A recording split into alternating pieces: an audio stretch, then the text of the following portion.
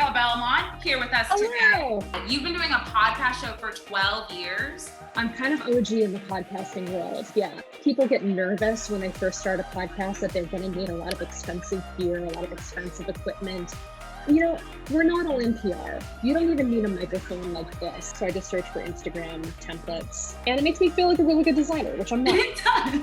And they're all made in Spark. Have all been done in Spark, yeah. Because you don't need a ton of people to be listening to your show. You just need people who are super passionate.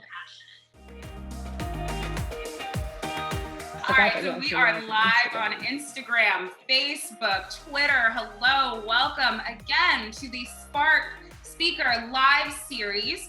We are so honored to have with us our product manager, evangelist, podcast host, and all-around online media personality, Veronica Belmont, here with us today. Hello. How's it going? I'm trying to look at two cameras at once, so I'm going to be a little bit it's like up if you and sit down. Back, it's like we're all in a group together. Doing the robot. I think about it. Hello from Mexico City. What's up? Oh my gosh. From Brazil. I love it. All right, well, let's just jump right in. We're going to have Veronica talk to us a little bit about podcasting, cover art, her specialty. If you have any questions about a podcast that you have begun and maybe you're not sure where to take it to the next level, this is the person to be asking. Love your app. Thank you so much. But first, let's start super conversationally. How have you been creatively adapting to #quarantine life? You know, actually things haven't changed a ton for me. So this is my home studio, so I podcast from here anyway. So let's see if I can pull this is my big microphone that I'm not using right now, but you can see it's pretty pro. It's it's one of the Shores. I think it's the 87A. I'm not sure. Or maybe it's the SM7A. Anyway, so I've had that mic for a long time, and yeah, this is just my little home office. So being in quarantine mode it's been a little stressful, I think, just because I don't have obviously that ability to kind of go out. For Sword and Laser, the podcast that I do, we record everything from here, and my co-host is in LA, so we're over Skype, and so we do everything remotely. So from a creative perspective, from my podcasting, that really hasn't changed. Nice. Mara Long is asking, what's the name of your podcast? It's called Sword and Laser. We just started our Instagram account like 2 weeks ago. That was one of the things that creatively I did during this time. Was kick that off. We are on Spotify. We are on iTunes. We're on SoundCloud. We're at swordandlaser.com is the main website, the hub for everything.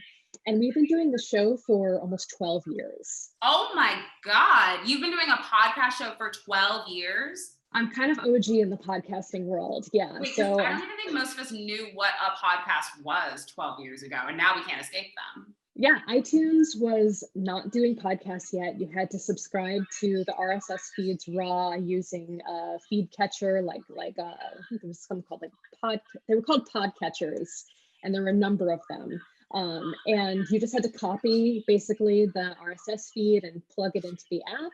And that's how you got your podcasts. And so it was pre-iTunes, like I said. So it was definitely a thing. Awesome. We got a lot of questions coming in from the audience. I knew this was going to be such a hot topic.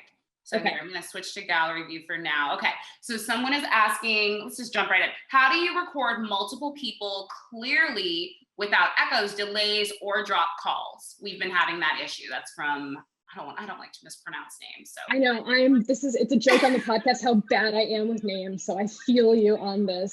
Yes. So for calls, typically when we have authors on the show, we use a site called Zencastr. It's ZENCASTR.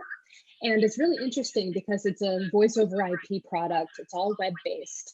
And so you're able to actually have people follow the link. They go into a little recording room, and all the different people that are on the call are recorded independently.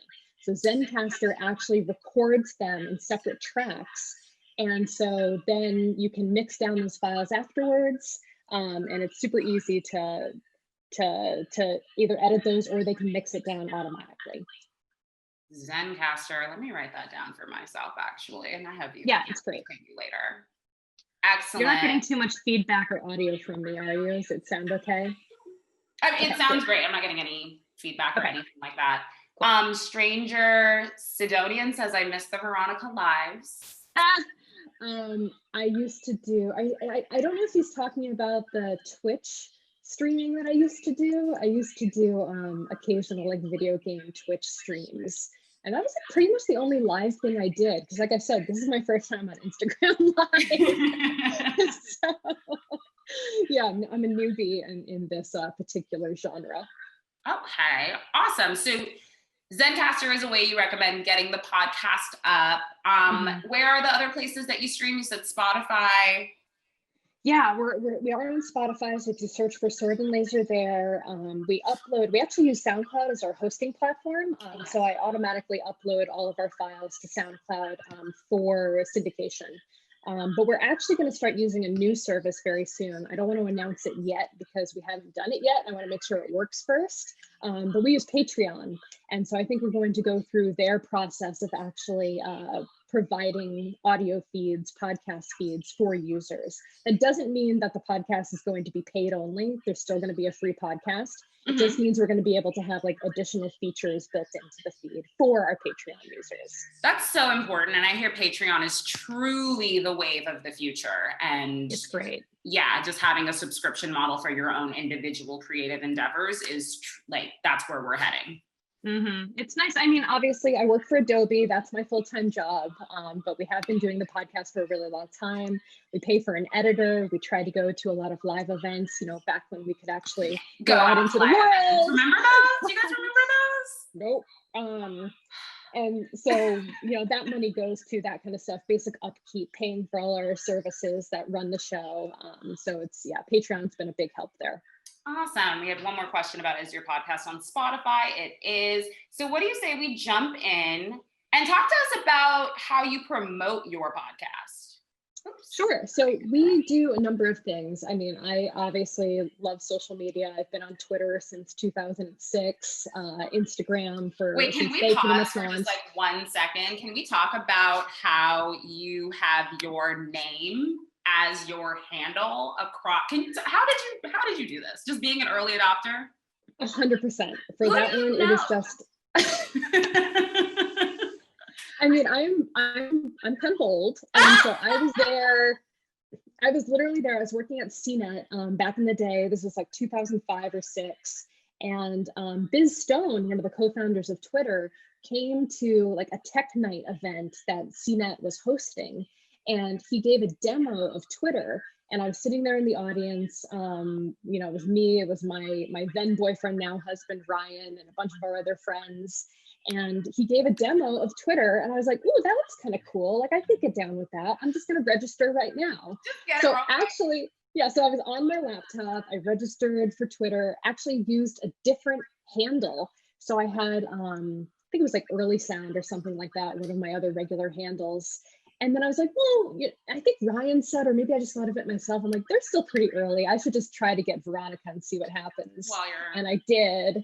And so I got lucky. And then I can't do it anymore. Like any new service that starts, there's just no way I'm not going to get Veronica anymore.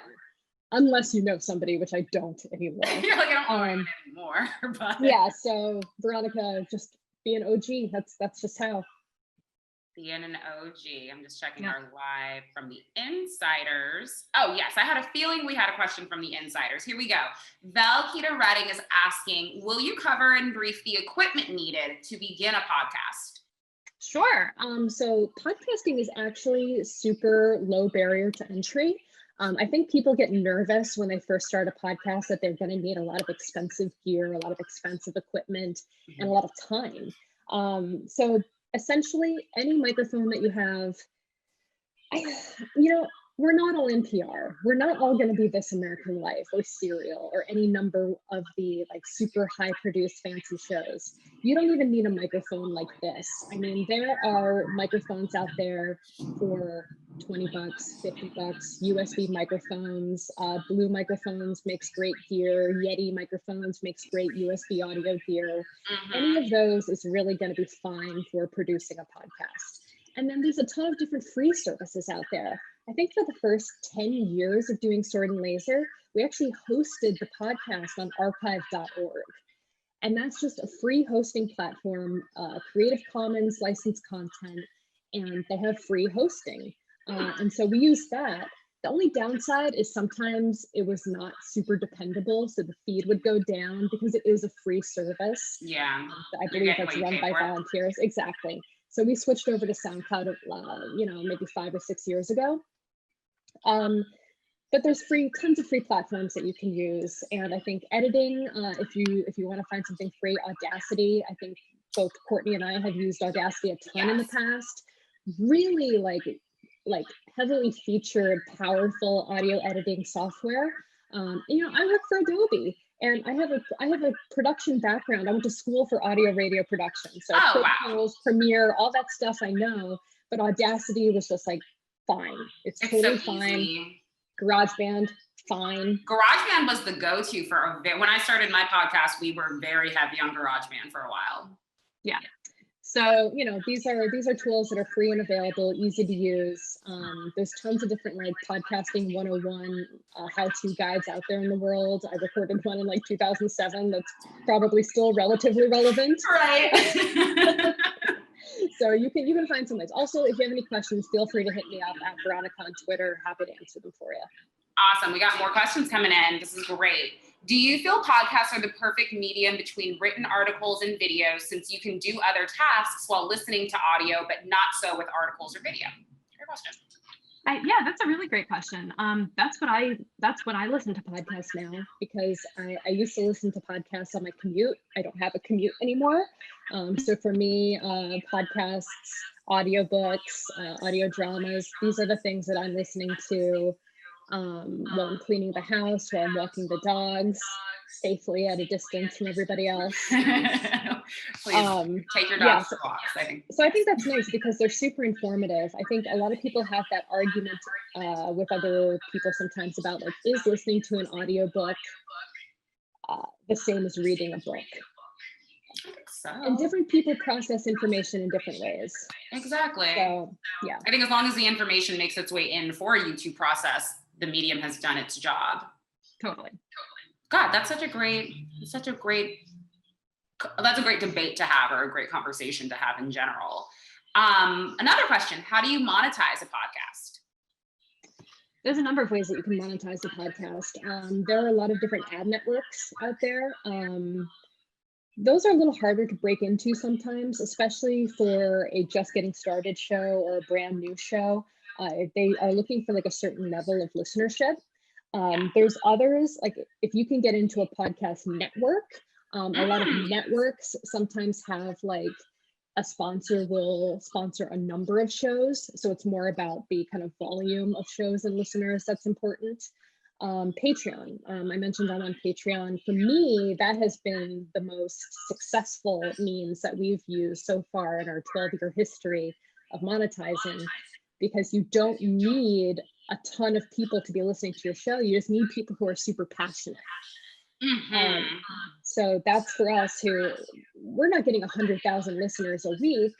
So we just need people who are willing to donate, $3, $1, $5. We have a number of $20 listeners, and we try to make it worth their while too. Amen. Yeah, I second that. Monetizing your podcast has a lot to do with who's already listening to the podcast, and showing potential sponsors that audience is valuable to them. And then that money can come that way. The subscription model that we talked about through Patreon, you have people who want to listen actually donate a bit per month. And if anyone else has any other ways. You need the right kind of sponsor, because not all sponsors are going to be right for your audience. And so you're going to get much more qualified sponsor users if you get the right sponsors. Amen. Amen. She's coming in with questions. How long do you say that a podcast should be? An hour or less? 30 minutes? Oh, it doesn't all matter. Over the place. It doesn't matter. Yeah. It super doesn't matter. I mean, I've listened to shows. It used to be like the commute time was what mattered to me. Like if I could listen to a show where I could get through most of the episode, like during my commute, that made me the most happy. But otherwise, it doesn't really matter. I mean, shows like The Daily are 20 minutes. There's other shows like This American Life that run over an hour. I think it just depends on not making it feel forced, having the content to fill the time. We fluctuate from anywhere between 25 minutes and 45 minutes for Sword and Laser. So it doesn't, honestly, it just depends on the show. Yeah. Yeah, I'd say too, like, depending on what audience you're trying to reach, like maybe a younger audience, if you can take your topic to be less than 45, 30 minutes, that would probably be ideal because of attention spans. But industry standard is 45 minutes to an hour easily. And I'm sure there are plenty of podcasts that we can think of that go longer than that. It has to do with what story you're telling and what the topic of the day is and what the conversation is really, amounting to. Right. Wait, we're getting so many questions. I love this. This is what the content I came here for. Okay, let me see if I can get one more question in, and then maybe we can hop into your demo. How to improve graphic design skills. Is that not the perfect lead in to our next portion? All right. So because you can make a podcast, but then you want people to know about the podcast and be excited about it. So how do you exactly? So I'm going to jump into my Spark real fast also, and I'm going to switch the camera to see if I can see it on the Instagram Live as well. I can see it. This. And then on Zoom, I'm going to share my screen and get this desktop here. All right, so you should be able to see my Spark on Zoom. Looking good. All right, cool. So this is Spark. Most of you probably know that this is Spark. I actually keep all of my album art in folders here under Sword and Laser thumbnails. And so each week we do a new episode, and I think I'm a little unique in the podcast album art world because we don't have just one album art that stays the same every week. Like our album art updates every week. And so these are basically just my templates that I play with. And you switch out the pictures and the information for the title? Totally. So let me hop into this most recent one. You said something really interesting when we were practicing for this call about overall your designs have pretty basic elements to them in terms of what you're talking about, who is on, etc. Right. Can you talk a little bit about that? Yeah, so every album art for me kind of has the same basic elements week from week. So it has the show title. So here you can see the show title. It's got an image in the background and it's got our logo. And that's pretty much it. Like I try to keep it really simple because you want to just be able to grab the user's attention with the album art and not have them be like, what is that? What's going on in there? Like that doesn't make any sense. So you can see if I go back to these thumbnails, they're all relatively the same, but they've got the same kind of graphical like elements in them from episode to episode. So they're keeping some level of consistency for your audience as they tune in each week. Right. So like this one is another great example. It's just an image background. I base it off of like the primary topic of the show. So this one was about time travel. Oh. So I basically just grabbed an image from our Find Free Photos. Gotta love those. Yeah, I did time here. So this is actually a very cool one. So I can change that background. Nice.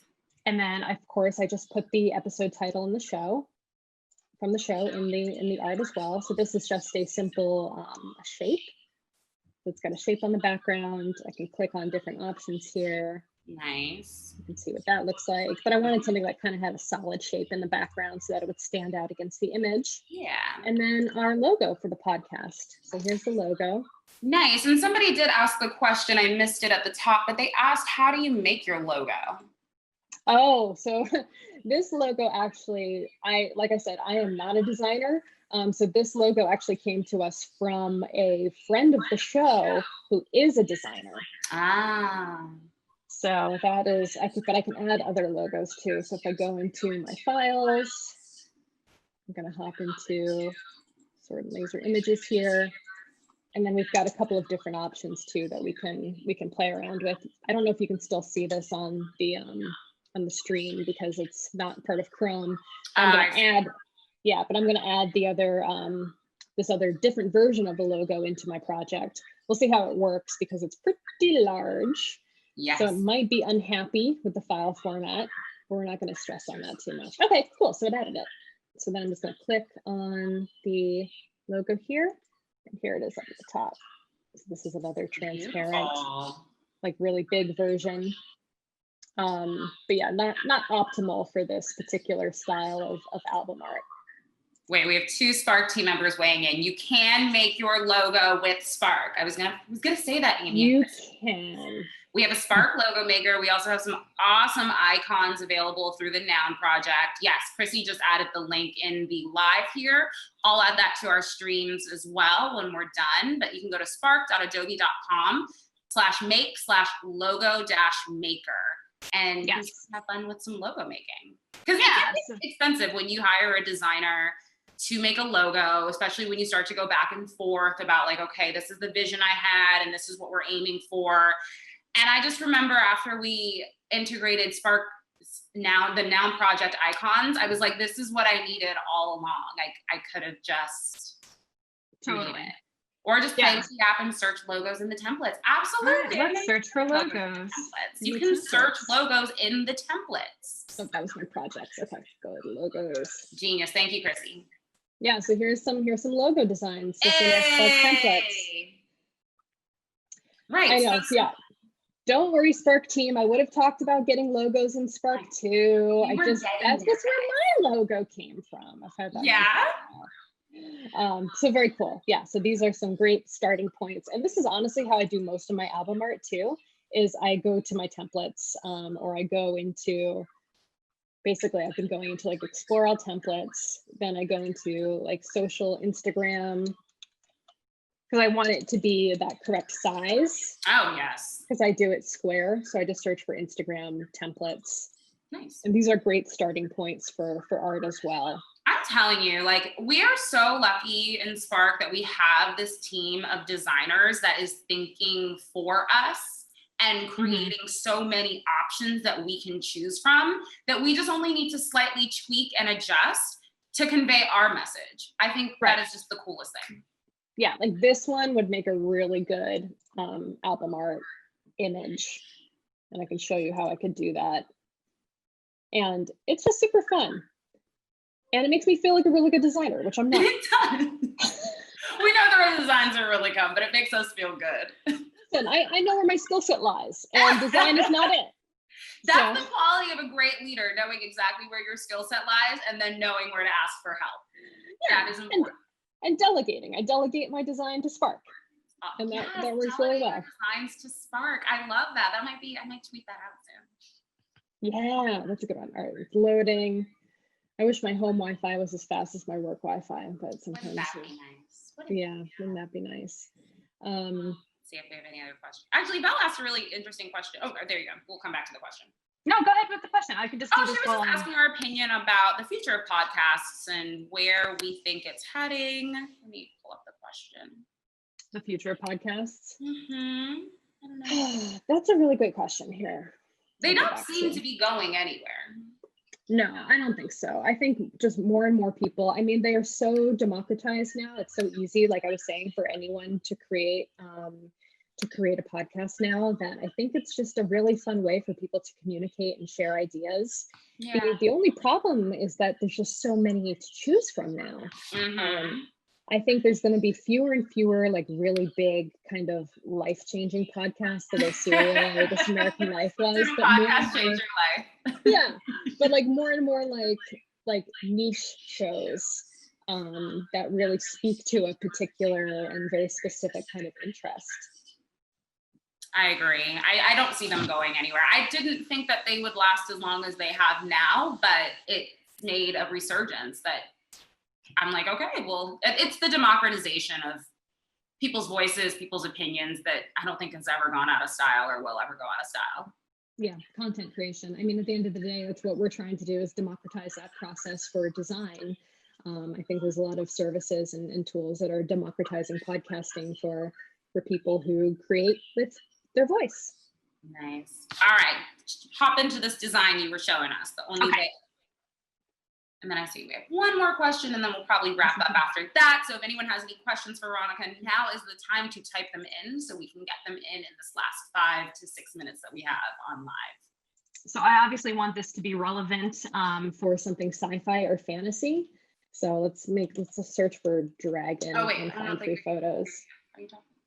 Oh, can you not see on the screen? I can't hear you as loudly.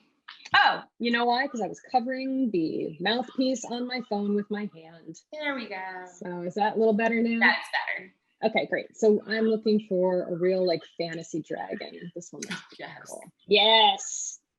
And so now that I've got my cool background, I'm going to change it to be something that's a little more Sci-fi. So we'll say like we'll make up a fake podcast, number 101, podcasting for dragons.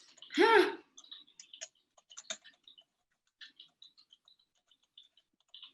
Okay.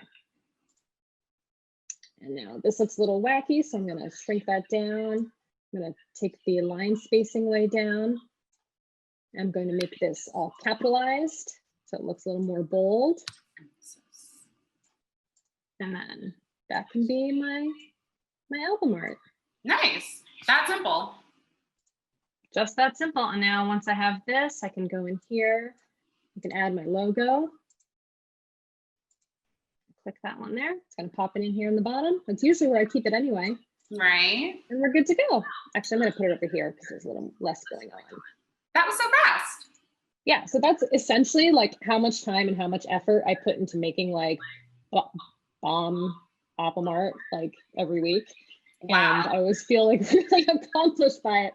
Sometimes I have to like work a little bit harder for something really specific. Like if we talk about something very specific in the show to find the right imagery to use. Yeah. But for something like this, it's not difficult.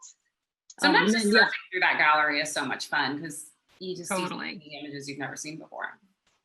And Amy was mentioning for animations, if you use the web version, the mobile version on either iPad or iPhone, and when I share to Instagram these pieces of album art, I do add animation. So I make the text animate. Sometimes I make the color and the background change, and that's all stuff that's available on the mobile versions of the app. Oh yeah, perfect. Because Patty Lee just asked, is video better to do on social media or regular pretty images, like a static image, basically? I like to have video just because I think it adds a little extra like visual interest that makes people kind of stop and take notice of the content, especially with like some of the text effects that we have on mobile where it like prints out like a typewriter. Just that little tiny speck of animation or movement will grab people's eyes. Yeah, Chrissy mentions that animation also available on Android. Yeah, so iOS and Android. And don't want to forget our Android folks out there. No, never. I'm telling you, I'm one of you. I have an Android myself. You're not alone. You're not alone. I was going to say one of us, but I'm not. Wait, and then she's asking, when you say album art, are you talking about per episode or yes? Yes. So let me hop into, we should still be in Chrome here, so you should be able to see. Sorry, Zoom's in my way. Okay. So if I go into my profile on SoundCloud, yeah, each episode has different album art. So I've got like our main album art that you would see on iTunes when you search for us. But for each episode, I do its own album art. So you can see these are some that I'm like, this one I was pretty excited about. And they're all made in Spark. They're 100% of them since before, a little bit before I joined the team. Wow. Have all been done in Spark, yeah. Wow. All right, well, we're gonna wrap up. So many great questions, you guys. I'm just beyond at the moment. Animations are coming to web soon. Somebody asked, why isn't the animated feature available on desktop? I find it a little frustrating. That's because it is frustrating. It's not just a feeling you have, but it is coming to desktop soon. So do not worry, we are on top of it. And yeah, especially like with the design that you just made, it was in a square format. And usually what I'll do when I'm making any post for Adobe Spark is I will add an animation sticker, especially when posting to Twitter, because it doesn't necessarily react to the square as good as it used to.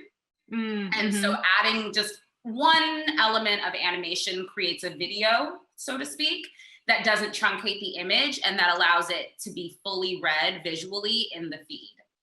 Interesting. I was wondering why you were doing them in square on Twitter and not the Twitter like. It's because it truncates it. So first I'll try to actually resize it. We have the resize button option. And if it doesn't quite work, if I can't quite fit it all in the Twitter size that has been allotted, then I'll add video, and that's why.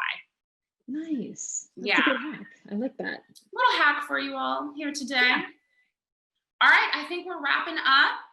I mean, this was so fun. We're clearly going to have you back. People have so many questions. I'm sure there are a lot of people in our audience right now who are starting their podcast. We are proud of you. Keep going, keep speaking. Use Adobe Spark to create your album art or to promote your podcast online. And yeah, tweet us, hit us on social media if you have any other questions that have been brought up here today. And Veronica, thank you again for joining us. Yeah, and if you like science fiction and fantasy, swordandlaser.com. We're on all the social platforms too. We'd love to talk more about podcasting and nerdy stuff. Amazing. And of course, you can find Veronica at Veronica on social channels available near you. Pretty much. Thanks, Amazing. Courtney. All right, enjoy your next live. Thank you for letting us be your first. Wow. Wow. Anytime. All right, and then we'll try to get back to some of you all. I see questions are still coming in comments, so we'll definitely try to get back to you all as well. Bye. Thank you all. See you next time.